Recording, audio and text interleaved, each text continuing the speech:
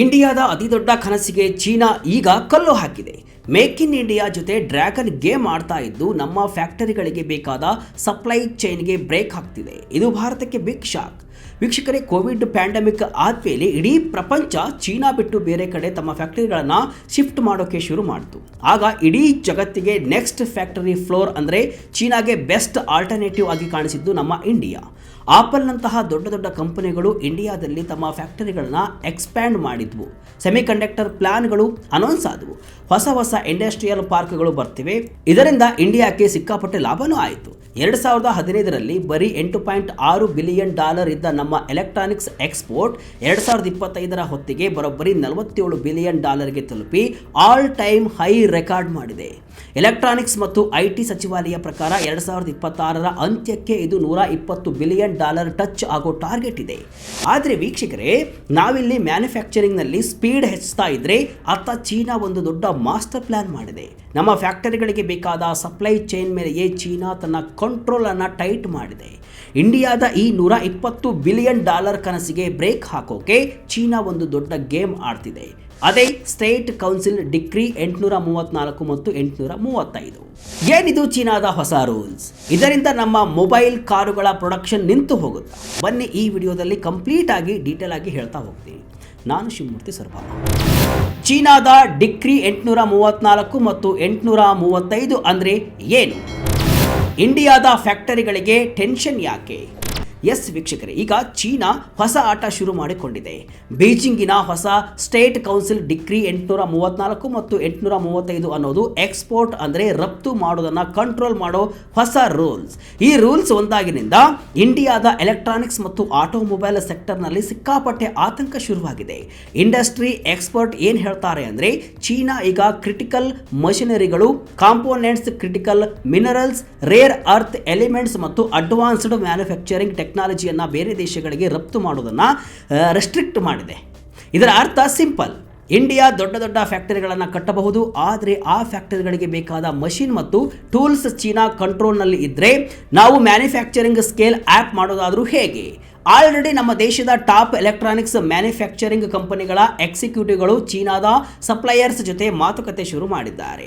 ಈ ಹೊಸ ರೂಲ್ಸ್ನಿಂದ ನಮಗೆ ಬರೋ ಕ್ಯಾಪಿಟಲ್ ಎಕ್ವಿಪ್ಮೆಂಟ್ ಹಾಗೂ ಕ್ರಿಟಿಕಲ್ ಪಾರ್ಟ್ಸ್ಗೆ ಏನಾಗುತ್ತೆ ಅಂತ ಚರ್ಚೆ ಮಾಡ್ತಾ ಇದ್ದಾರೆ.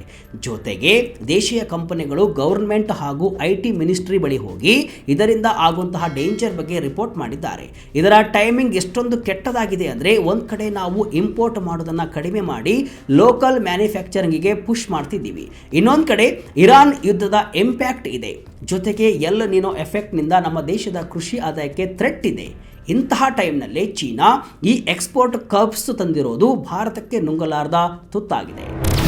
ಆಟೋ ಸೆಕ್ಟರ್ಗೆ ದೊಡ್ಡ ಪೆಟ್ಟು, ಚೀನಾ ಎಕ್ಸಿಕ್ಯೂಟಿವ್ಗಳಿಗೆ ಜೈಲು ಶಿಕ್ಷೆ. ವೀಕ್ಷಕರೇ, ಇವತ್ತಿನ ಮಾಡರ್ನ್ ಮ್ಯಾನುಫ್ಯಾಕ್ಚರಿಂಗ್, ಅದು ಸ್ಮಾರ್ಟ್ಫೋನ್ ಇರಬಹುದು ಅಥವಾ ಎಲೆಕ್ಟ್ರಿಕ್ ವೆಹಿಕಲ್ ಇರಬಹುದು, ಇವೆಲ್ಲವೂ ಕೂಡ ರನ್ ಆಗೋದು ಚೀನಾದ ಮಷಿನರಿ, ಎಲೆಕ್ಟ್ರಾನಿಕ್ಸ್ ಮತ್ತು ರಾ ಮೆಟೀರಿಯಲ್ಸ್ ಮೇಲೆ.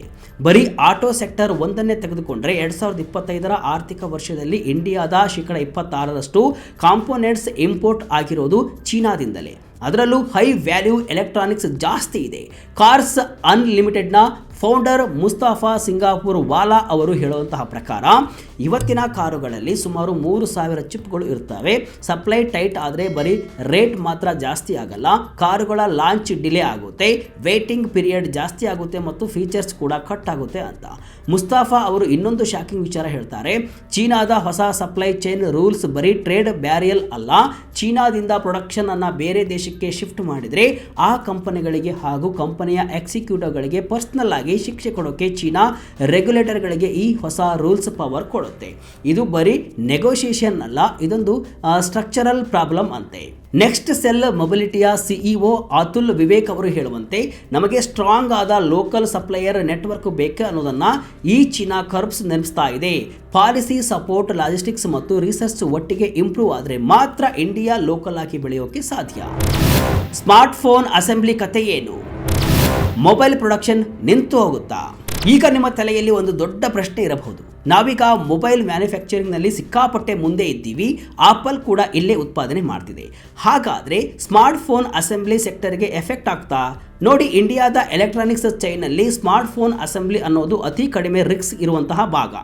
ಆದರೂ ಕೂಡ ನಾವು ಇಂಪೋರ್ಟ್ ಮಾಡಿಕೊಳ್ಳೋ ಮಷಿನರಿ, ಸಬ್ ಅಸೆಂಬ್ಲೀಸ್ ಮತ್ತು ಸ್ಪೆಷಲಿಸ್ಟ್ ಸಪೋರ್ಟ್ಗೆ ಚೀನಾ ಬ್ರೇಕ್ ಹಾಕಿದರೆ ನಮಗೂ ಎಫೆಕ್ಟ್ ಆಗುತ್ತೆ. ಪ್ರೊಡಕ್ಷನ್ ಏನು ಕಂಪ್ಲೀಟ್ ಆಗಿ ನಿಲ್ಲಲ್ಲ, ಆದರೆ ಫ್ಯಾಕ್ಟರಿ ಎಕ್ಸ್ಪ್ಯಾನ್ಷನ್ ಸ್ಲೋ ಆಗುತ್ತೆ, ಕಾಸ್ಟ್ ಜಾಸ್ತಿ ಆಗುತ್ತೆ. ಚೀನಾದ ಕರ್ಬ್ಸ್ನಿಂದ ಪ್ರಾಬ್ಲಮ್ ಎಲ್ಲಿ ಆಗುತ್ತೆ ಗೊತ್ತಾ? ಮೊದಲನೆಯದು ಫ್ಯಾಕ್ಟರಿ ಎಕ್ವಿಪ್ಮೆಂಟ್, ಹೊಸ SMT ಲೈನ್ಗಳು, ಟೆಸ್ಟಿಂಗ್ ಮಷಿನ್ ಮತ್ತು ಕ್ಯಾಲಿಬ್ರೇಷನ್ ಟೂಲ್ಸ್ ಇಂಪೋರ್ಟ್ ಆಗೋದು ಡಿಲೇ ಆದರೆ ಹೊಸ ಫ್ಯಾಕ್ಟರಿ ಶುರು ಮಾಡೋದು ಲೇಟ್ ಆಗುತ್ತೆ. ಎರಡನೇದು ಕೀ ಕಾಂಪೋನೆಂಟ್ಸ್ ಅಂದರೆ display module, camera unit, connectors, PCB ಮತ್ತು ಬ್ಯಾಟರಿ ಪಾರ್ಟ್ಸ್ಗಳು ಅಸೆಂಬ್ಲಿಗಿಂತ ಜಾಸ್ತಿ ಎಕ್ಸ್ಪೋಸ್ ಆಗಿವೆ. ಇನ್ನು ಮೂರನೇದು ಟೆಕ್ನಿಕಲ್ ಸಪೋರ್ಟ್. ನಮ್ಮ ಫ್ಯಾಕ್ಟರಿಗಳಲ್ಲಿ ಮಷಿನ್ ಇನ್ಸ್ಟಾಲ್ ಮಾಡೋಕೆ, ಟ್ರಬಲ್ ಶೂಟ್ ಮಾಡೋಕೆ ಇಂದಿಗೂ ಚೀನಾದ ಟೆಕ್ನಿಷಿಯನ್ಸ್ ಮೇಲೆ ಡಿಪೆಂಡ್ ಆಗಿರ್ತೀವಿ. ಅವರು ಬರೋದು ಲೇಟ್ ಆದರೆ ಪ್ಲಾಂಟ್ ರನ್ ಆಗೋದು ಲೇಟ್ ಆಗುತ್ತೆ. ಕೊನೆಯದಾಗಿ ವರ್ಕಿಂಗ್ ಕ್ಯಾಪಿಟಲ್ ಬರುತ್ತೆ. ಸಪ್ಲೈ ಚೈನ್ ಡಿಲೇ ಆದರೆ ಇನ್ವೆಂಟರ್ ಕಾಸ್ಟ್ ಜಾಸ್ತಿ ಆಗುತ್ತೆ, ಕಂಪನಿಗಳ ಮಾರ್ಜಿನ್ ಕಡಿಮೆ ಆಗುತ್ತೆ. ಸ್ಮಾರ್ಟ್ ಫೋನ್ ಅಸೆಂಬ್ಲಿ ಅನ್ನೋದು ಲಾಸ್ಟ್ ಸ್ಟೇಜ್ ಕೆಲಸ. ಹಾಗಾಗಿ ಚೀನಾ ರೂಲ್ಸ್ ತಂದರೂ ಕೂಡ ನಾವು ಫೋನ್ ಅಸೆಂಬ್ಲಿ ಮಾಡೋದನ್ನು ಕಂಟಿನ್ಯೂ ಮಾಡಬಹುದು, ಯಾಕಂದರೆ ಇದಕ್ಕೆ ಡೀಪ್ ಟೆಕ್ನಾಲಜಿ ಬೇಕಿಲ್ಲ. ಆದರೆ ನಮ್ಮ ಅಸಲಿ ಪ್ರಾಬ್ಲಮ್ ಇರೋದು ನಾವಿನ್ನೂ ಬರೀ ಅಸೆಂಬ್ಲಿ ಹಬ್ಬಾಗಿ ಉಳಿದಿರೋದು.